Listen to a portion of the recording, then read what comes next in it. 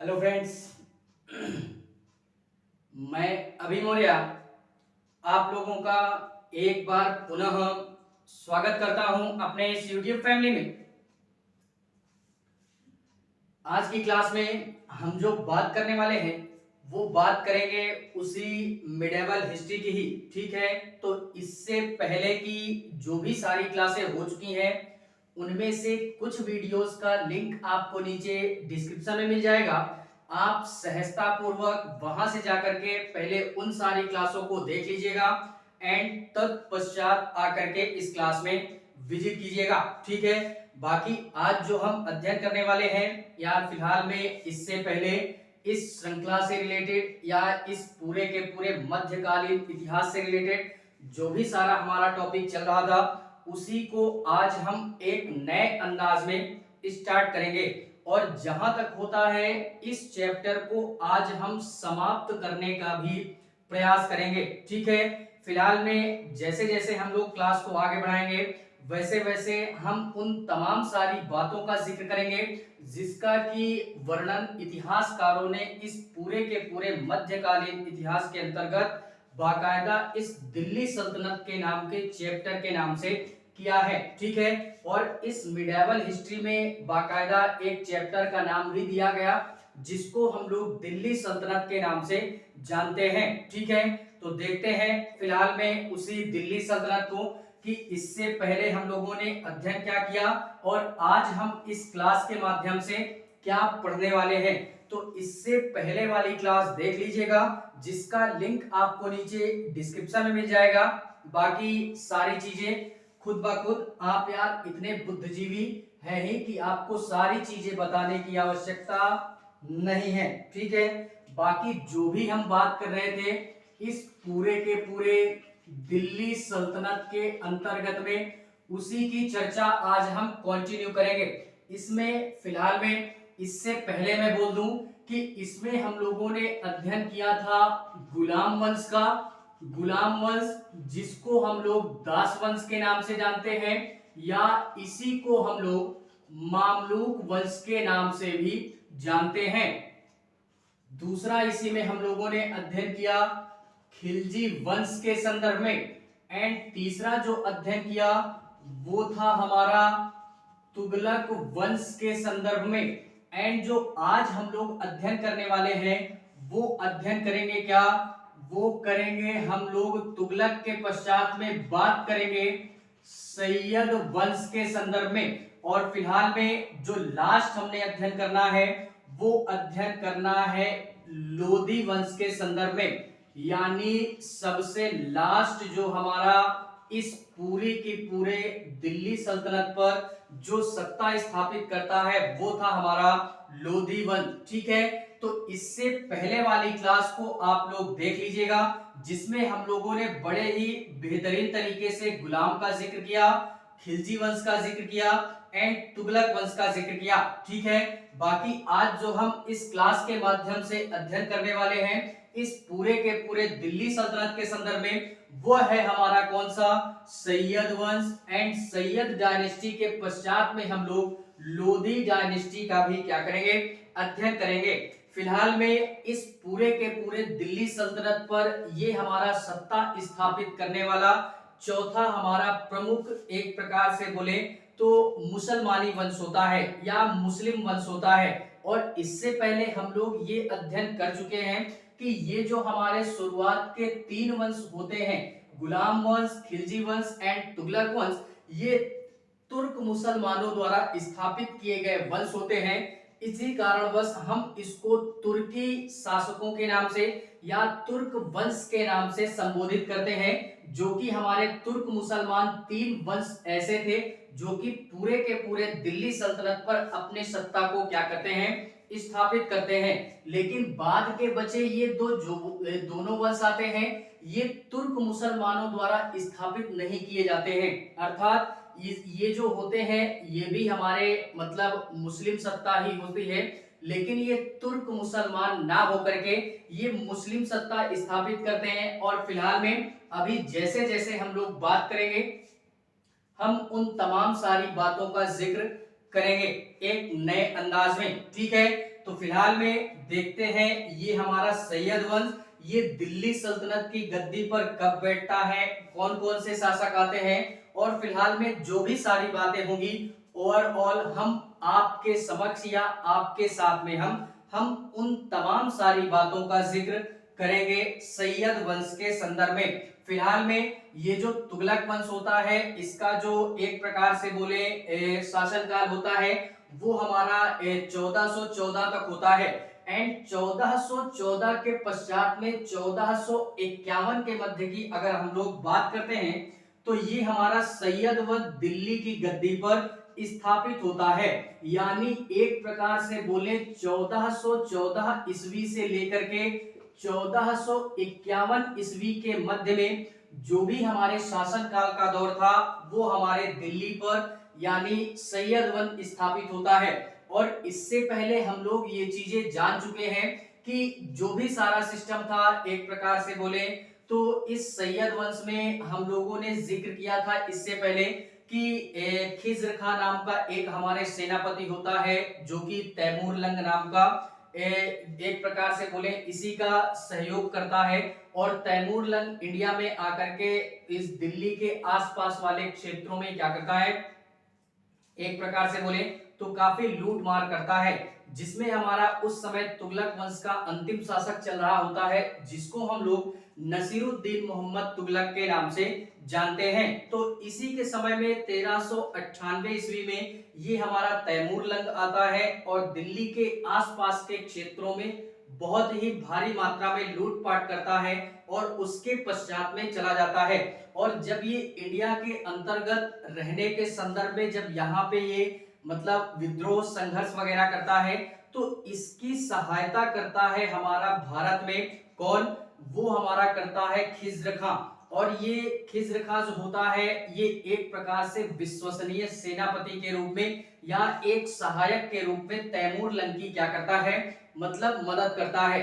तो जिस कारणवश जब तैमूर लंग वापस जा रहा होता है अपने क्षेत्र में तो इसका एक यहाँ पे वंशज एक प्रतिनिधि भी छूटता है जो कि इसका एक पुत्र होता है जिसको शाहरुख के नाम से भी जानते हैं। और शाहरुख के पश्चात में ये जो हमारे सेनापति जी होते हैं खिज्र खां इनको भी यहीं पे छोड़ देता है और इनको अपने जीते हुए साम्राज्य अर्थात पाकिस्तान का जो भी एरिया था लाहौर वगैरह मुल्तान वगैरह ये सारे क्षेत्र दीपालपुर वगैरह इन सारे क्षेत्रों को सौंप करके चला जाता है खिज्र खां को, और यहीं से खिज्र खां अपनी सत्ता को स्थापित करता है।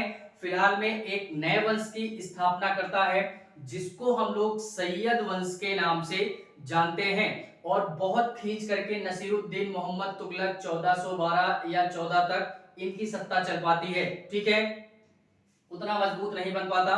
तो एक प्रकार से बोले कि ये जो हमारे सैयद वंश हैं एक प्रकार से अगर हम बोलना चाहें तो इसके जो संस्थापक हैं वो कौन है, यानी एक प्रकार से नाम याद रखिएगा कि ये जो सैयद वंश का संस्थापक था वो था हमारा खिज्र खां जो कि एक प्रकार से तैमूर लंग का किसका तैमूर लंग का सेनापति होता है या एक प्रकार से बोले तो ये सहायक होता है जो कि तैमूर लंग की मदद करता है। और ये भी याद रखिएगा कि ये तुर्क सत्ता नहीं होती है, एज आ मुस्लिम सत्ता होती है, लेकिन फिर भी ये सैयद वंश के जितने भी हमारे वंशज होते हैं अभी हम लोग जिक्र करेंगे खिज्र खां के पश्चात में भी हमारे कई आते हैं, खिज्र खां आते हैं, मुबारक शाह आता है, मुबारक शाह के पश्चात में मोहम्मद शाह आता है, मोहम्मद शाह के पश्चात में आलम शाह आता है। तो इस तरीके करके हम सैयद वंश का भी जिक्र करेंगे, लेकिन फिलहाल में ये उतना बड़ा टॉपिक है नहीं, छोटा सा टॉपिक है, ज्यादा बड़ा है नहीं। तो इसमें जो हम जिक्र करने वाले हैं शासकों के संदर्भ में वो हम जिक्र करेंगे किसका कि सबसे पहले हम लोग बात करते हैं खिज्र खां के संदर्भ में। खिज्र खां के पश्चात में यानी ये कब सत्ता स्थापित करता है, ये 1414 से लेकर के 1421 तक, कब 1421 तक इसका शासनकाल चलता है। एंड खिज्र खां के पश्चात में हमारा एक प्रकार से बोले तो खिज्र खां के पश्चात में आता है मुबारक शाह। मुबारक शाह के नाम से जानते हैं। एंड मुबारक शाह के पश्चात में आता है कौन? मुबारक शाह के पश्चात में आता है मोहम्मद शाह। मोहम्मद शाह के पश्चात में जिसका हम जिक्र करेंगे इस पूरे के पूरे सैयद वंश में, वो होता है आलम शाह। ये हमने 2 से 3 शासकों का जिक्र किया और इन्हीं 2 से 3 सुल्तानों का जिक्र हमने सैयद वंश के संदर्भ में देखने के लिए मिल जाता है, जो कि इस पूरे के पूरे दिल्ली सल्तनत वाले क्षेत्र में 1414 से 1451 के मध्य में क्या करते हैं?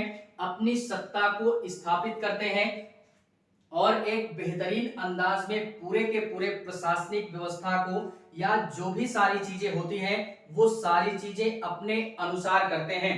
फिलहाल में देखते हैं इसी में थोड़ी चीजें कि ये जितने भी शासक सैयद वंश के आते हैं ये अपने आप को, यार हम लोगों ने देख लिया कि ये तुर्क इस्लामिक नहीं थे, ये अपने आप को ये कहते थे कि हम लोग एक प्रकार से बोले ना कि इस्लाम धर्म के जो भी हमारे संस्थापक थे वो थे हमारे हजरत मोहम्मद साहब जी, जो कि जिनको हम पैगंबर के नाम से भी जानते हैं, जिन्होंने इस्लाम धर्म की स्थापना की थी। तो ये अपने आप को क्या कहते हैं कि हम लोग हजरत मोहम्मद साहब के क्या हैं? वंशज हैं।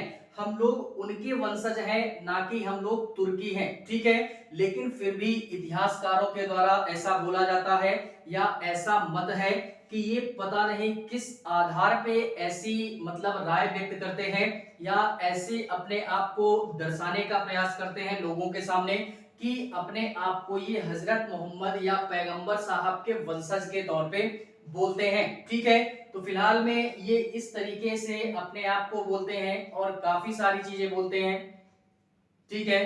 तो इसी में तमाम सारी बातें हैं इनके संदर्भ में। फिलहाल में ये जो हमारा खिज्र खां होता है, ये मतलब एक प्रकार से बोले खिज्र खां जो होता है ये इसका संस्थापक होता है। किसका संस्थापक होता है? एक प्रकार से सैयद वंश का। और इसी के पश्चात में बोले कि तैमूर लंग वगैरह जब आता है तो उसके मतलब हेल्पर के रूप में कार्य करते हैं। और एक बात और यहाँ पे हम लोग नोट करेंगे कि ये जो हमारा एक प्रकार से बोले खिज्र खां होता है, ये अपने आप को एक प्रकार से जब भी एक प्रकार से मैं बोलना चाहे कि ये जो भी सारा सिस्टम होता है खिज्र खां के संदर्भ में, खिज्र खां के संदर्भ में ये बोला जाता है कि ये अपने आप को थोड़ा सा अपनी सत्ता में अलग दिखाना चाह रहा होता है, जिस कारणवश ये एक प्रकार से अगर हम बोलना चाहे तो खिज्र खां जो है ये कभी भी अपने आप को ना ही सुल्तान की उपाधि देता है, जो कि एक प्रकार से बोले कि इस्लाम धर्म में एक परंपरा होती है कि कोई भी व्यक्ति अगर इस्लाम धर्म के अनुसार या इस्लाम धर्म के अनुष्ठानों के अनुरूप अगर शासक बनता है तो उसे पहले खलीफा से अनुमति लेनी होगी, उस समय बोला जाता था। और यदि वो खलीफा से अनुमति ले लेता है तो उसको खलीफा फिर बाकायदा ये बोल देते थे कि ये हमारा सुल्तान है, ठीक है। तो ये सुल्तान की उपाधि भी धारण नहीं करता और सुल्तान के पश्चात में ये अपने आप को खलीफा भी घोषित नहीं करता है, लेकिन एक उपाधि इसको जरूर मिलती है, यानी शासक बनने के पश्चात में, जिसको हम लोग रैयत ए आला के नाम से जानते हैं। इसको भी याद रखिएगा, रैयत ए आला के नाम से जानते हैं।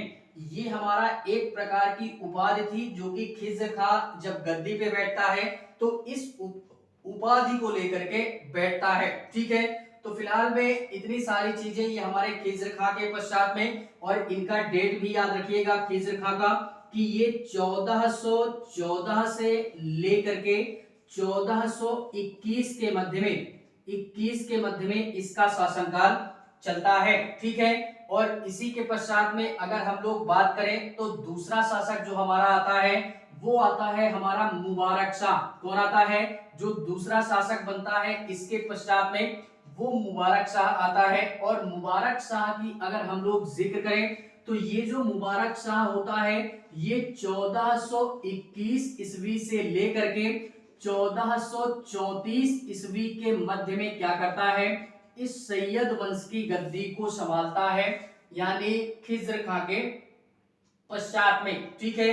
तो तो ये सारा सिस्टम होता है। और हम लोगों ने बोला था कि ये जो खिज़्र खां होता है ये हमारा इसके जो शासक थे यानी तैमूरलंग, उनका भी वंशज यहीं पे बसता है। तो तैमूरलंग का वंशज या उसका पुत्र जो भी हमारा शाहरुख था, शाहरुख के नाम से, तो उसी शाहरुख के प्रतिनिधि यानी उसके नीचे हमारे कार्य कर रहे थे खिज़्र खां। और प्रतिवर्ष या प्रति महीने एक प्रकार से बोले तो कुछ ना कुछ नजराना भेंट करना यानी शासक को कुछ ना कुछ देते रहना, जिससे शासक हमसे खुश रहे और हमारे मन मुताबिक अपनी सत्ता चल सके। तो खिज़्र खां ऐसे किया करता था कि शाहरुख को नजराने के रूप में हर वर्ष कुछ ना कुछ देता रहता था। उसी के पश्चात में ही मुबारक शाह आता है जो कि इतने से लेकर शासक करता है। और इसी के पश्चात में ये अपने आप को किसी भी प्रकार की उपाधि से नहीं नवाजता है, केवल और केवल एक उपाधि से नवाजता है जिसको हम लोग शाह की उपाधि भी बोलते हैं। और ये रैयत-ए-आला की उपाधि से क्या नहीं होता, खुश नहीं होता है, जिस कारणवश ये अपने आप को सुल्तान भी घोषित करता है। यानी क्या करता है, सुल्तान भी घोषित करता है और शाही नाम की उपाधि भी क्या करता है, मतलब धारण करता है। ठीक है, तो इसको भी हमने क्या करना है, याद रखना है। इसके अलावा ये भी कहा जाता है कि ये जो हमारा मुबारक शाह था इसी के दरबार में एक हमारा एक प्रकार से बोले तो इतिहासकार या एक हमारे लेखक या इस प्रकार से रहते थे जिसको हम लोग अहमद सर हिंदी के नाम से जानते हैं। तो इसको भी याद रखिएगा, ये भी काफी इंपॉर्टेंट है। अहमद सर हिंदी किसके दरबार में रहते थे, तो ये रहते थे हमारे एक प्रकार से मुबारक शाह के दरबार में। मुबारक शाह ऐसा कौन सा शासक था या किस वंश से संबंधित शासक था, तो ये सैयद वंश से संबंधित शासक था। इसका कार्यकाल या इसकी जो सत्ता स्थापित होती है दिल्ली सल्तनत पे वो कब से कब तक होती है, तो वो होती है 1421 से लेकर के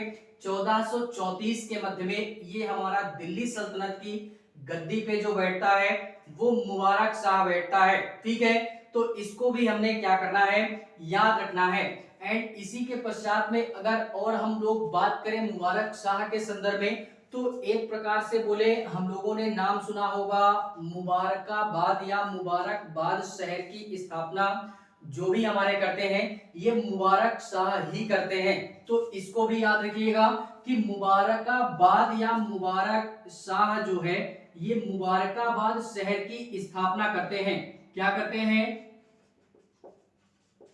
मुबारकाबाद शहर की स्थापना किस शासक के द्वारा की गई, तो वो किया गया हमारा किसके संदर्भ में, यानी मुबारक शाह के द्वारा किया गया था। एंड इसी के पश्चात में और बात करें तो ज्यादा इसमें पढ़ने योग्य या समझने योग्य है कुछ नहीं, तो इसमें यार कुछ भी नहीं है, केवल नाम याद रखिएगा, कौन कौन से शासक आते हैं उनको याद रखिएगा और उनका जो कार्यकाल है या जो टाइम पीरियड है उसको याद रखेंगे। इसके पश्चात में मोहम्मद शाह आते हैं। मोहम्मद शाह भी ज्यादा दिनों तक शासन नहीं करते हैं, ये 1434 से लेकर के हमारे कब तक, ये 1434 से 1424 से 1443 ईस्वी तक क्या करते हैं, अपनी सत्ता को संभालते हैं। ठीक है, मोहम्मद शाह जो आते हैं एंड मोहम्मद शाह के पश्चात में लास्ट जो शासक आता है इस पूरे के पूरे सैयद वंश का, वो आता है हमारा 1443 ईस्वी से लेकर के 1451 ईस्वी के मध्य में। ये हमारे आलम शाह एज अ सैयद वंश के वंशज के रूप में पूरे के पूरे दिल्ली सल्तनत को क्या करते हैं, संभालते हैं। ठीक है, तो ये पूरा का पूरा ओवरऑल जो भी हम लोग बात करें ये पूरा का पूरा सैयद वंश होता है। इसका मतलब कुछ ज्यादा उतना उद्देश्य नहीं था, जो भी सारे शासक थे उनका जिक्र हम लोगों ने कर दिया है। फिलहाल में ये छोटा सा ही वंश होता है और अपने छोटे से कार्यकाल में जो भी हमारे 3 से 4 सुल्तान होते हैं उनका हम लोगों ने जिक्र किया यहाँ पे, बाकी इससे अधिक हमने जानने की आवश्यकता नहीं है। ठीक है, तो फिलहाल में सैयद वंश से रिलेटेड हमने क्या करना है, इतनी सारी चीजें याद रखनी है। बात करते हैं इस पूरे के पूरे दिल्ली सल्तनत में जो लास्ट वंश आता है, जो अंतिम वंश आता है, वो आता है लोधी वंश। ये थोड़ा सा अध्ययन के दृष्टिकोण से हमारा क्या होता है, ये वंश महत्वपूर्ण हो जाता है। लेकिन इससे पहले अगर हम लोग बात करें तो ये जो इससे पहले तीनों वंश थे, ये हमारे अध्ययन के दृष्टिकोण से बेहद और बेहद आवश्यक थे, जिस कारणवश इनको हम लोगों ने एक बेहतरीन अंदाज में अध्ययन भी किया है। ठीक है, जिसके पश्चात में सैयद वंश आता है, ये उतना महत्वपूर्ण नहीं होता है, लेकिन उसके पश्चात में लास्ट वंश जो आता है, ये लोधी वंश आता है, जो कि काफी महत्वपूर्ण हो जाता है। इसी लोधी वंश की समाप्ति के पश्चात में पूरा का पूरा दिल्ली सल्तनत हमारा क्या होता है, या दिल्ली सल्तनत की जो वंश होते हैं, ये वंश यहीं पे समाप्त हो जाता है। और इन्हीं के पश्चात में हमारा इस पूरे के पूरे दिल्ली सल्तनत पे, या एक प्रकार से बोले तो इस दिल्ली वाले क्षेत्र पे हमारी एक नया वंश स्थापित होता है, या एक नया सल्तनत का युग चलता है, जिसको हम लोग मुगलिया सल्तनत के नाम से जानते हैं। यानी मुगलों का शासन इन्हीं के पश्चात में आता है, तो उसका भी जिक्र हम लोग बड़े ही बेहतरीन अंदाज में करेंगे। लेकिन उससे पहले हम लोग देखते हैं लोधी वंश के संदर्भ में। इसमें अगर हम लोग बात करें तो इसका जो कार्यकाल होता है, या जो टाइम पीरियड होता है, वो 1400 एक प्रकार से बोले 51 से लेकर के हमारा कब तक चलता है, 1451 से लेकर के 1517 ईस्वी के मध्य में, 1517 ईस्वी के मध्य में एक प्रकार से बोले 1526 तक चलता है। कब तक चलता है, 1526 तक चलता है। और हम लोग जानते हैं कि 1526 में प्रथम पानीपत का युद्ध होता है, जो कि बाबर और हुमायूं के बीच में, सॉरी, बाबर और इब्राहिम लोधी के मध्य में होता है। ठीक है, तो यहीं से जब इब्राहिम लोधी हारता है, तो यहीं से हमारे बाबर क्या करते हैं, मुगलिया सल्तनत की स्थापना करते हैं। तो यहाँ पे हम लोग ये देखेंगे कि 1451 से 1526 के मध्य में जो हमारे दिल्ली सल्तनत पे सत्ता बैठती है, या जो शासन करने के लिए सुल्तान आते हैं, उन सारे सुल्तानों को हम लोग लोधी वंश के क्रम में पढ़ने का प्रयास करेंगे।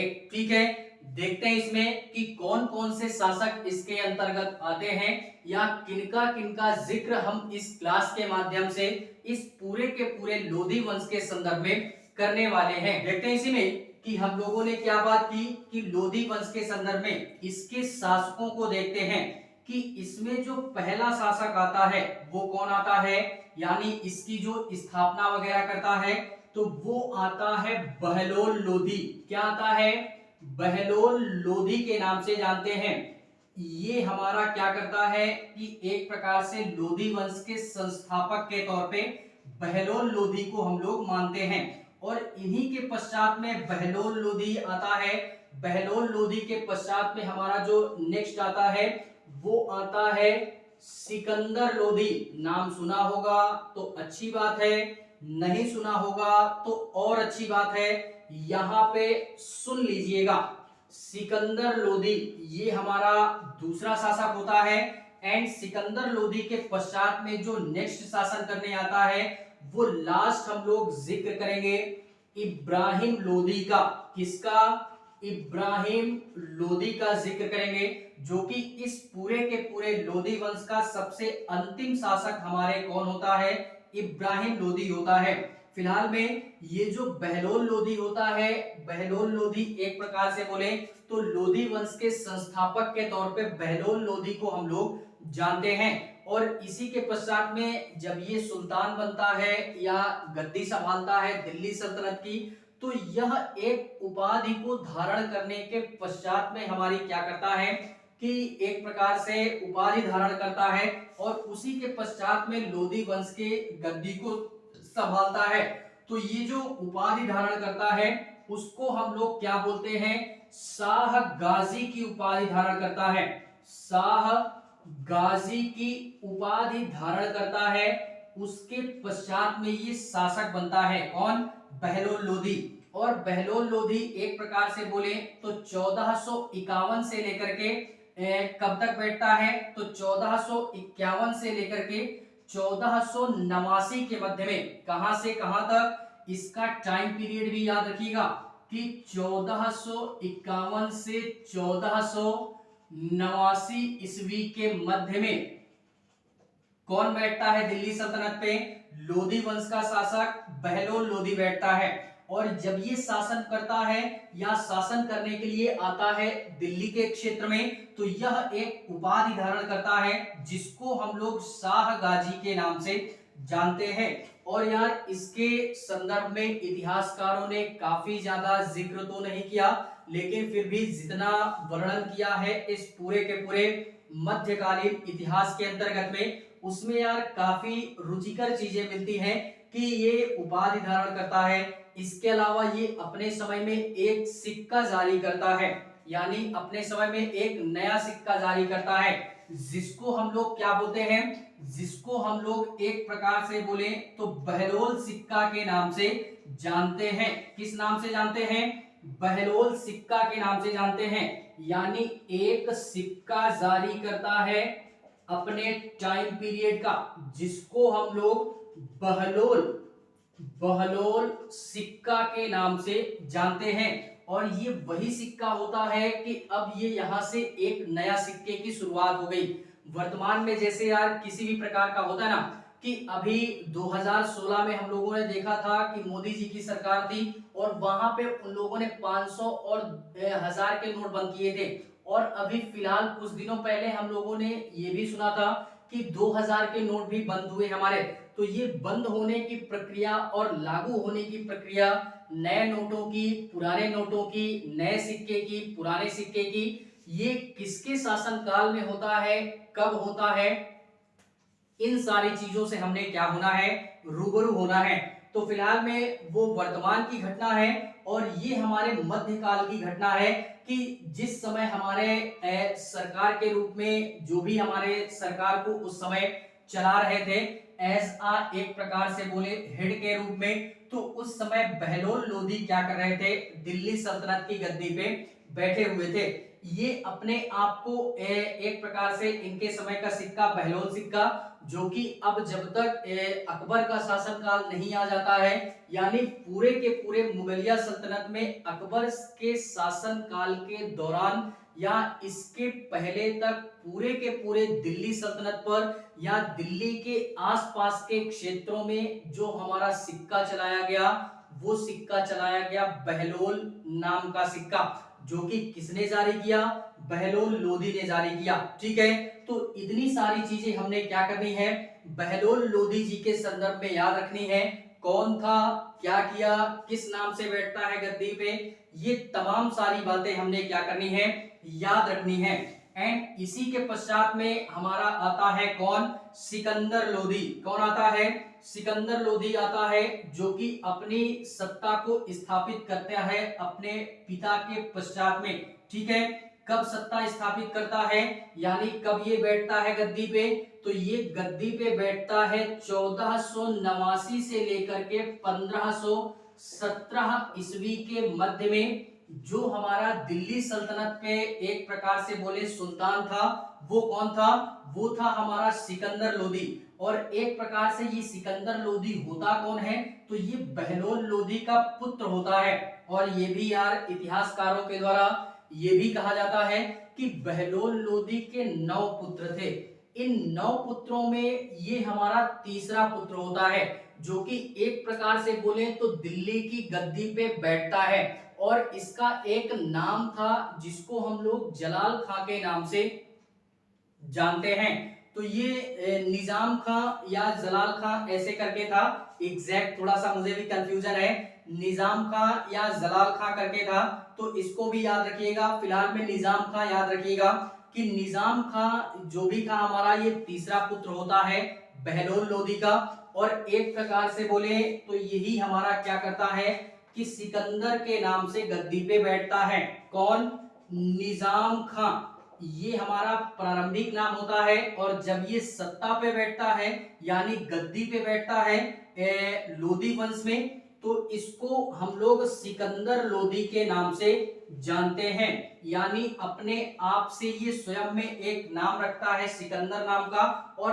फाइनली सिकंदर लोदी के नाम से ये क्या होता है, लोदी वंश की गद्दी पे बैठता है 1489 ईस्वी में अपने पिता की मृत्यु के पश्चात में। ठीक है, एंड इसी के पश्चात में अगर और बात करें तो पूरे के पूरे लोदी वंश का सबसे प्रमुख एवं सबसे शक्तिशाली एवं, और अगर इसको हम लोग किसी भी प्रकार की कोई संज्ञा देना चाहते हैं तो वो हम दे सकते हैं। ठीक है, ऐसा मैं क्यों बोल रहा हूं, ऐसा इस कारणवश बोल रहा हूं कि इसने अपने पूरे कार्यकाल के दौरान में कई ऐसे प्रयोग किए जो कि काफी सफल प्रयोग रहे, और इतना ही नहीं कई सारे कार्यों को भी इसने किया जिससे कि इसके काल में या इसके शासन काल के दौरान में जो भी साम्राज्य के लोग थे वो कुछ लोग खुश भी थे और कुछ लोग खुश नहीं भी थे।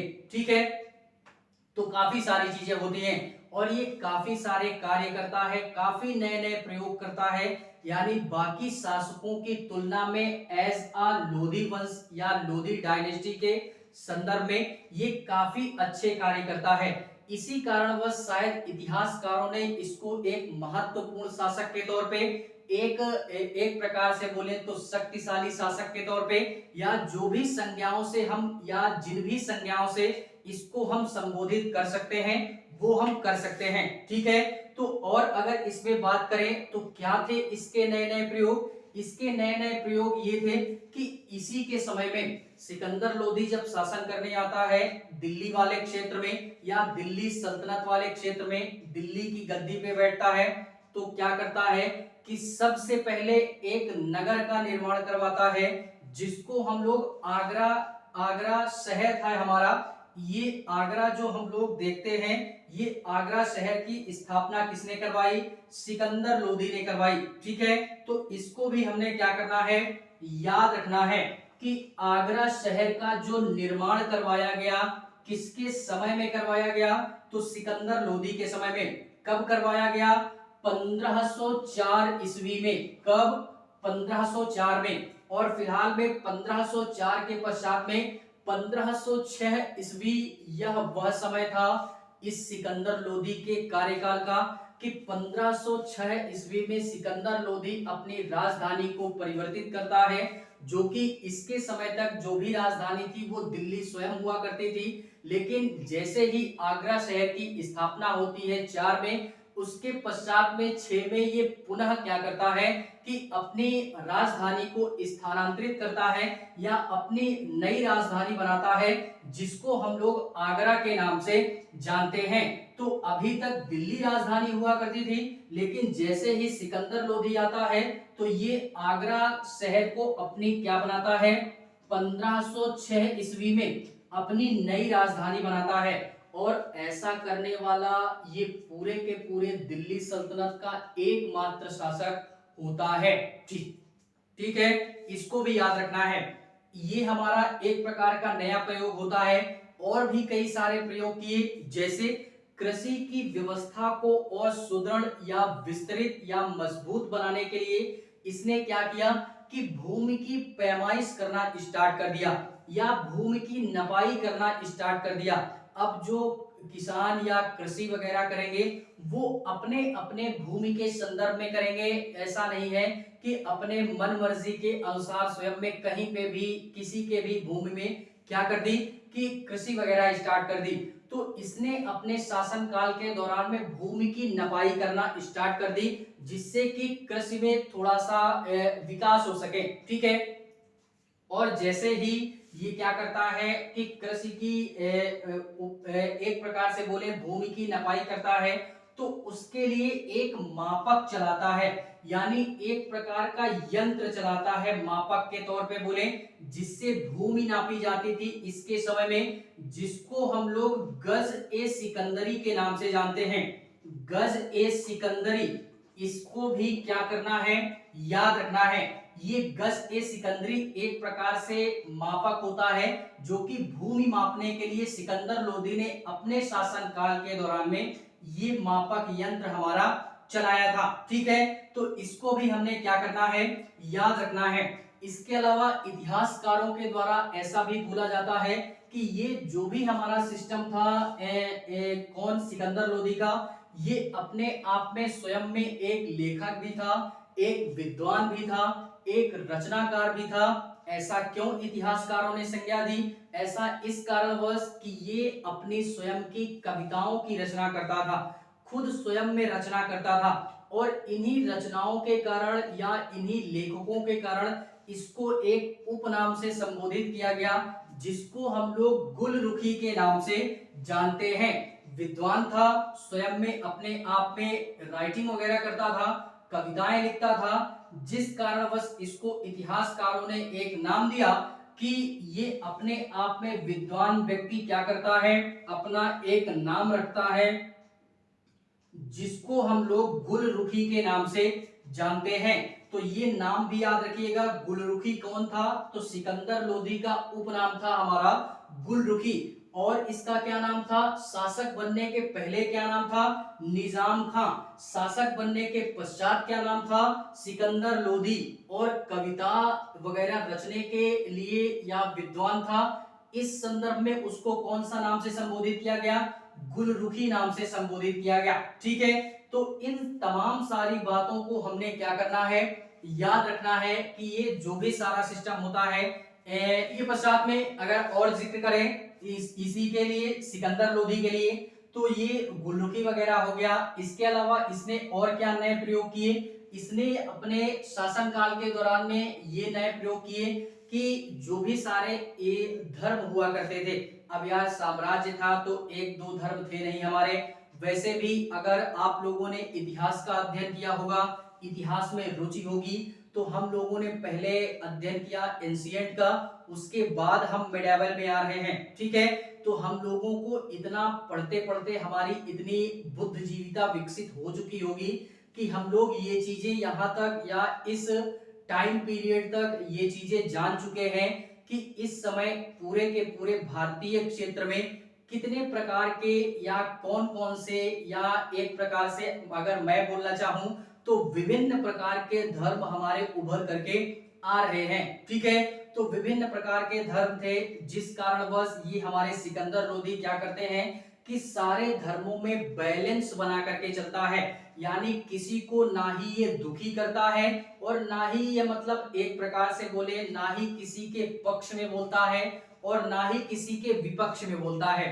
शायद इसी कारणवश इतिहासकारों ने इसको एक प्रमुख शासक के तौर पे, इस बहलोल लोदी के वंशज के तौर पे देखा है।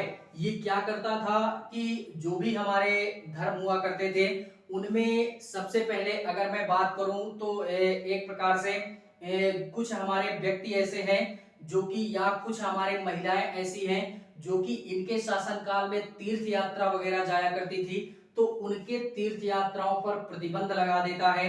इसको फिलहाल में जो चीजें अच्छी लगती थी उसको ये अपने शासन के अंतर्गत रखता था, जो भी सारी चीजों से ये नाखुश था या जो भी सारी चीजें इसको अच्छी नहीं लगती थी वो सारी चीजें ये समाप्त कर देता था। ठीक है, तो जो महिलाएं होती थी वो तीर्थ यात्रा वगैरह करती थी, तो उनके तीर्थ यात्रा पर प्रतिबंध लगाता है। जो उस समय हिंदू मंदिर वगैरह होते थे उनमें जो मूर्तियां वगैरह होती थी उन मूर्तियों को तोड़वा करके या पानी में फेंकवा देता था, या एक प्रकार से उन मूर्तियों को एक प्रकार से तोड़वा करके, जो भी हमारे एक प्रकार से बोले ना, उसके शासन काल में जो कसाई वगैरह हुआ करते थे उन मूर्तियों के टुकड़ों को वो अपने साम्राज्य के अंतर्गत रहने वाले कसाईयों को देता था और उनसे ये कहता था कि इस मूर्ति को आप रखिए और इससे जो भी आप मांस वगैरह बेचते हो इसी से तौल करके बेचना। तो थोड़ा सा एक प्रकार से बोले चूतिया भी था, यानी भेदभाव टाइप का, ऐसा नहीं करना चाहिए। ठीक है, और अगर हम लोग और बोलना चाहें तो इसमें और भी बहुत सारी चीजों का जिक्र किया गया, जैसे हिंदू धर्म में तो ये बोला गया। इस्लाम धर्म की अगर हम लोग बात करें तो उस समय तक इस्लाम धर्म में, उस समय क्या आज भी यार वर्तमान की स्थिति में भी मुस्लिम समुदाय के अंतर्गत ये हमारी परंपरा या ये त्योहार हमारा देखा जाता है कि उस समय सिकंदर लोधी के समय तक में होता है ना, मुस्लिमों में एक त्योहार होता है जिसको हम लोग ताजिया के नाम से जानते हैं। तो वो हमारे ताजिया निकालने की जो प्रथा होती थी वो भी उस समय तक चलती थी इस्लाम धर्म में। लेकिन जैसे ही दिल्ली सल्तनत की गद्दी पे बैठता है सिकंदर लोधी, तो ये क्या करता है कि मुसलमानों के अंतर्गत में जो भी हमारी ये प्रथा थी ताजिया निकालने की, इसको भी ये बैन करवा देता है, इस पे भी प्रतिबंध लगवा देता है। ठीक है, तो इस तरीके की काफी सारी चीजें होती हैं जिसको ये बैन करवाता है अपने शासनकाल के दौरान में। लेकिन फिर भी इतिहासकारों ने इसको एक महत्वपूर्ण शासक के तौर पे, इसको एक शक्तिशाली शासक के तौर पे या कई सारे नामों से इसको संबोधित किया गया है। तो फिलहाल में इसको इतनी सारी चीजें सिकंदर लोधी के संदर्भ में याद रखिएगा, जो कि इस पूरे के पूरे दिल्ली सल्तनत वाले क्षेत्र में लोधी वंश के वंशज के तौर पे जाना जाता है। ठीक है, इसी के पश्चात में जो हमने लास्ट अध्ययन करना है इस पूरे के पूरे लोधी वंश में, वो है हमारा इब्राहिम लोधी। कौन आता है? इब्राहिम लोधी। दिल्ली की गद्दी पे कब बैठता है? तो ये बैठता है 1500, एक प्रकार से बोले इसका शासनकाल कब से कब तक था? 1517 तक। तो इब्राहिम लोधी का जो शासनकाल है वो हमारा 1517 से लेकर के 1526 ईस्वी के मध्य में ये हमारा दिल्ली सल्तनत की गद्दी पे बैठता है इब्राहिम लोधी। कौन बैठता है? इब्राहिम लोधी। ठीक है, इसके बारे में काफी सारी चीजें बोली गई, देखते हैं इब्राहिम लोधी के संदर्भ में।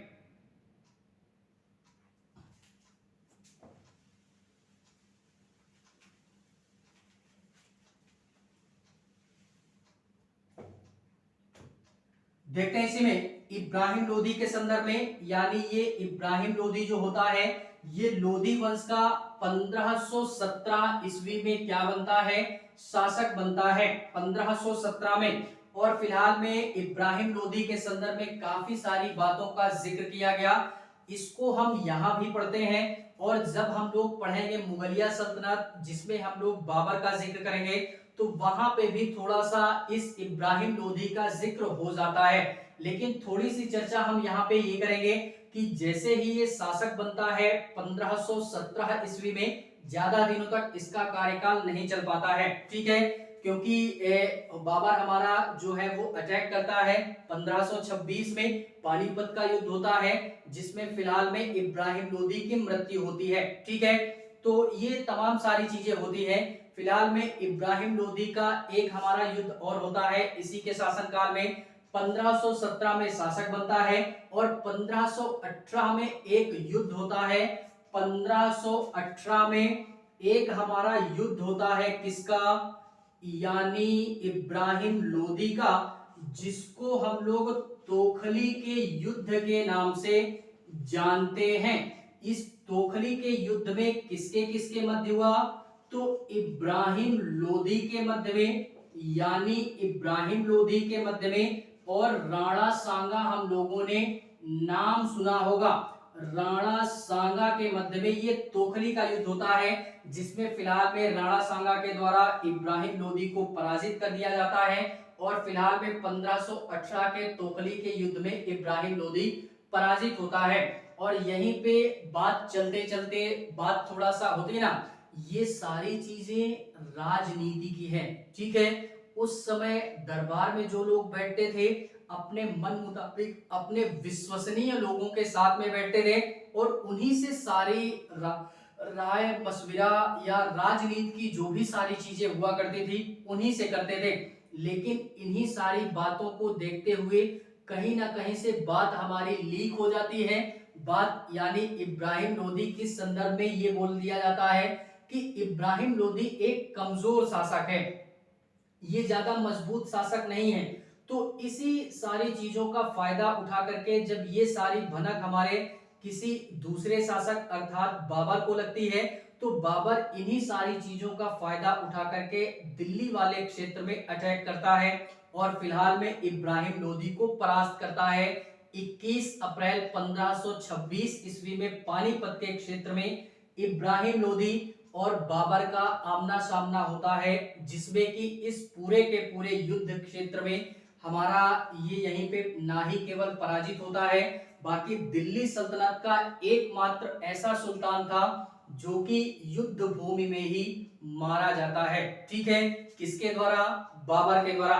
ठीक है, तो इसको भी हमने याद रखना है। काफी सारी चीजें होती हैं, और अगर हम लोग और बात करें इन्हीं सारी चीजों को देखते हुए इब्राहिम लोदी के संदर्भ में, तो ऐसा माना जाता है कि सिकंदर का वंशज था इब्राहिम लोदी, और इब्राहिम लोदी से उस समय के जो अमीर लोग थे या जो भी हमारे धार्मिक जो खलीफा वगैरह थे, वो इससे खुश नहीं थे। ऐसा क्यों? ऐसा इस कारणवश क्योंकि ये अपने मन मुताबिक शासन करता है, ये उनकी बातें नहीं मानता, खलीफाओं की बात नहीं मानता, अपने मन मुताबिक जो भी अमीर लोग थे उनकी बातें नहीं मानता। ऐसा क्यों? क्योंकि इससे पहले जो सिकंदर लोदी था, सिकंदर लोदी ने सत्ता को दो भागों में विभाजित करवाया था, कि उस समय दो भी हमारे जो खलीफा थे या जो भी हमारे अमीर लोग थे, उनका कहना ये था कि दोनों भाइयों के बीच में एक प्रकार से बोले तो मतलब लड़ाई दंगा वगैरह ना हो, भेदभाव ना हो, आपसी मतभेद ना हो। इस कारणवश सल्तनत को बांट दिया गया था। एक को इब्राहिम लोदी को जो क्षेत्र दिया गया वो दिल्ली वाला क्षेत्र दे दिया गया, और इसका एक भाई और था जिसको जलाल खां या ऐसा करके नाम दिया जाता है, जिसको जौनपुर वाला क्षेत्र दे दिया गया। लेकिन कुछ दिनों के पश्चात में इसको ऐसा लगता है कि मुझे अब जौनपुर वाले क्षेत्र पर भी अपनी सत्ता को स्थापित करना है, और दिल्ली के सल्तनत पे तो मैं रहूंगा ही रहूंगा। तो ये अपने खलीफाओं की बात मानना छोड़ देता है, जो भी अमीर लोग थे उनकी बातें मानना छोड़ देता है, जिससे कि उस समय के जो भी ये खलीफा थे या जो भी इस्लाम धर्म के या धार्मिक गुरु हुआ करते थे, वो इससे नाखुश हो जाते हैं। तो वो लोग बाकायदा रणनीति बनाते हैं और प्लानिंग करते हैं, और वो न्योता देते हैं अर्थात निमंत्रण देते हैं बाबर को कि बाबर आप आइए इंडिया के अंतर्गत में, हम आपका साथ देंगे, आपका सहयोग देंगे, आप दिल्ली सल्तनत के क्षेत्र पर आक्रमण कीजिए और इस पूरे के पूरे इब्राहिम लोदी को यहाँ से क्या कीजिए, हटा दीजिए। तो जिसका ये निमंत्रण पा करके ये जो भी हमारा एक प्रकार से बोले बहलोल लोदी, इसका एक चाचा था हमारा, बहलोल लोदी का चाचा था कौन? बहलोल लोदी के चाचा जी थे हमारे, जिनको हम लोग एक प्रकार से बोले तो वो खान करके आते हैं। और उस समय एक प्रकार से बोले तो पंजाब का भी एक शासक था दौलत खां। तो इन दो तीन लोगों का निमंत्रण जब पहुंचता है बाबर के पास में, तो बाबर जान जाता है कि वहां पे अगर मैं दिल्ली वाले क्षेत्र पर आक्रमण करूंगा तो भरपूर ये लोग मेरी सहायता करेंगे, जिस कारणवश मुझे यह जो युद्ध जीतना होगा काफी आसान हो जाएगा। तो वह दिल्ली वाले क्षेत्र पर अटैक करता है, तराई वाले सॉरी पानीपत के क्षेत्र में। और कब करता है? 21 अप्रैल 1526 ईस्वी में। ये हमारा इब्राहिम लोदी के संदर्भ में बाबर हमारा क्या करता है? बाबर अटैक करता है इब्राहिम लोदी के संदर्भ में। कब करता है? तो 21 अप्रैल, तारीख भी याद रखिएगा, 21 अप्रैल 1526 ईस्वी में ये प्रथम पानीपत का युद्ध था हमारा, जो कि पानीपत वाले क्षेत्र में होता है। ठीक है, राजस्थान वाला एरिया पड़ता है हमारा, इसी क्षेत्र में दोनों का आमना सामना होता है। और इब्राहिम लोदी के पक्ष में उस समय कोई नहीं बोलता, क्योंकि पहले ही ये लोगों को नाखुश कर चुका था। इस्लाम धर्म के अनुसार सत्ता को स्थापित कर रहा है, लेकिन उनके अनुसार शासन नहीं करता है। ठीक है, जिससे कि बाबर के संदर्भ में काफी लोग हेल्प भी करते हैं। और ऐसा भी बोला जाता है कि इब्राहिम लोदी की जो सेना थी वो काफी ज्यादा थी बाबर की सेना की तुलना में, लेकिन फिर भी बाबर ने क्या किया कि इसको अर्थात इब्राहिम लोदी को परास्त किया। ऐसा क्या कारण था कि इसकी सेना कम होने के बावजूद भी इब्राहिम लोदी की सेना को इसने क्या किया? पराजय का सामना किया। तो इसने युद्ध में एक नई नीति को अपनाया था, जिसको हम लोग तुगलका पद्धति के नाम से जानते हैं या तुगलका नीति के नाम से जानते हैं। यानी बाबर ने इस पूरे युद्ध में एक नई नीति चलाई थी, जिसको तुगलका इसको याद रखिएगा, तुगलका पद्धति के नाम से जानते हैं। इसी तुगलका पद्धति के माध्यम से या इसी पद्धति के जरिए इसने पूरी की पूरे इब्राहिम लोदी की सेना को परास्त किया और इसी युद्ध क्षेत्र में अर्थात पानीपत वाले क्षेत्र में ये क्या करता है कि इब्राहिम लोदी को मार देता है या इनकी हत्या कर देता है, या इस युद्ध में पानीपत के युद्ध में इब्राहिम लोदी हार जाता है युद्ध भूमि में ही। और युद्ध भूमि में हारने वाला या मरने वाला दिल्ली सल्तनत का पहला ऐसा शासक था इब्राहिम लोदी। फिलहाल में ये तुगलका पद्धति क्या होती है, ये एक ऐसी पद्धति थी जो कि पूरे के पूरे भारत के संदर्भ में उस समय पहली बार ये एक प्रकार की नई पद्धति थी युद्ध के संदर्भ में। युद्ध में एक रणनीति थी हमारी बाबर की, जिसके माध्यम से ये बाबर इब्राहिम लोदी की सेना को परास्त करता है। इस पद्धति में उसने तोपों का प्रयोग किया और इंडिया में पहली बार तोपों का प्रयोग अगर किसी शासक के द्वारा किया गया तो वो था हमारा बाबर। यानी पहली बार बाबर ने क्या किया था कि सर्वप्रथम तोपों का प्रयोग किया और इसके पास में दो हमारे उस्ताद तोपची थे। कौन थे? तोप को चलाने वाले को तोपची बोलते हैं, यानी बड़ा ही बेहतरीन इन्होंने क्या किया कि तोपों को हैंडल किया और इस पूरे के पूरे सेना को पराजित किया। और इन्हीं दो एक प्रकार से नाम याद रखिएगा, उस्ताद अली के नाम से जानते हैं। पहला तोपची था एंड दूसरा जो तोपची था उस्ताद मुस्तफा। ये हमारे बाबर की सेना में दो तोपची थे जो कि एक प्रकार से तोप चलाने में उस्ताद थे। इन्हीं दोनों की सहायता से या इन्हीं दोनों तोपचियों के बदौलत हमारा बाबर क्या होता है कि इब्राहिम लोदी की सेना को भरपूर एक नए अंदाज में परास्त करता है।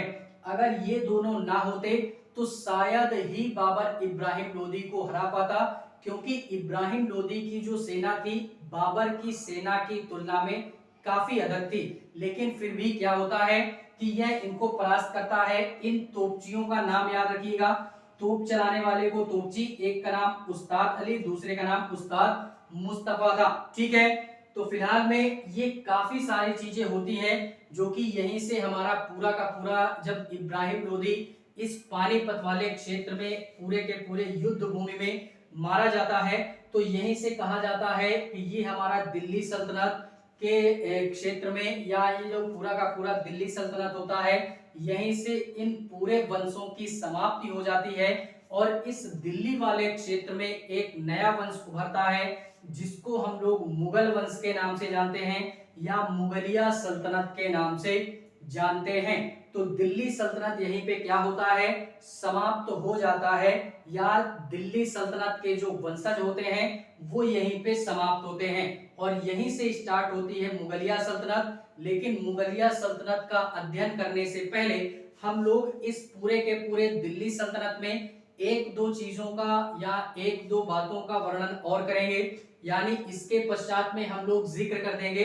फिलहाल में जो चीजें पढ़ी उसमें कुछ कुछ चीजें आपको मिलेंगी भी, कुछ नहीं बहुत कुछ मिलेगा। ठीक है, तो इस पूरे दिल्ली सल्तनत के संदर्भ में इसके बाद जो हम क्लास अटेंड करेंगे वो थोड़ा सा इनके समाज की स्थिति, अर्थव्यवस्था, प्रशासनिक व्यवस्था, समाज की व्यवस्था, इसको थोड़ा सा देख लेते हैं। उसके पश्चात में पूर्णतः ये दिल्ली सल्तनत हमारा समाप्त होगा। ठीक है, उसके पश्चात में हम लोग थोड़ा सा जिक्र करेंगे दक्षिण भारत में जो भी हमारे नए साम्राज्य उभर रहे थे, विजयनगर साम्राज्य और बाहमनी साम्राज्य, क्योंकि ये भी उसी समय की ही घटना होती है।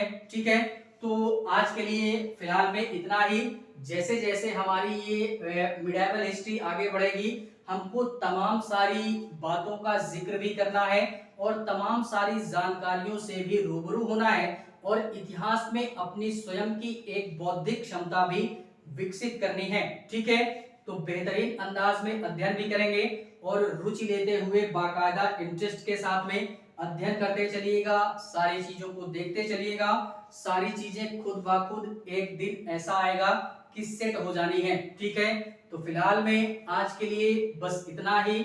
मिलेंगे इसी एक प्रकार से दिल्ली सल्तनत में किसी नेक्स्ट क्लास में।